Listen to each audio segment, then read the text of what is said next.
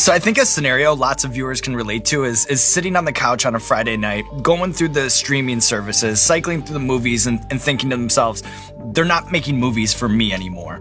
As somebody who's been intimately involved in movie making for 30 years, what are the macro Hollywood conditions behind that sentiment?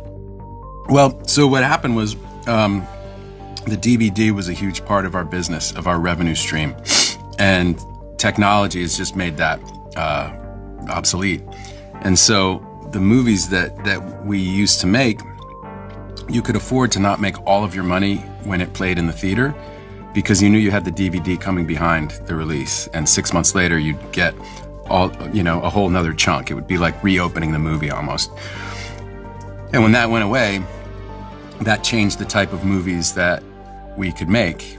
I did this movie Behind the Candelabra, and I talked to a studio executive who explained it was a $25 million movie.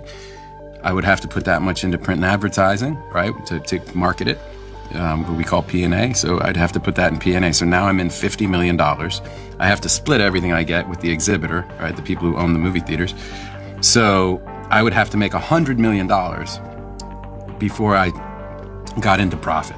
And the idea of making $100 million on a story about like this love affair between these two people, yeah, I love everyone in the movie, but that's suddenly a massive gamble in a way that it wasn't in the 1990s when they were making all those kind of movies, the kind of movies that I loved and the kind of movies that were my bread and butter.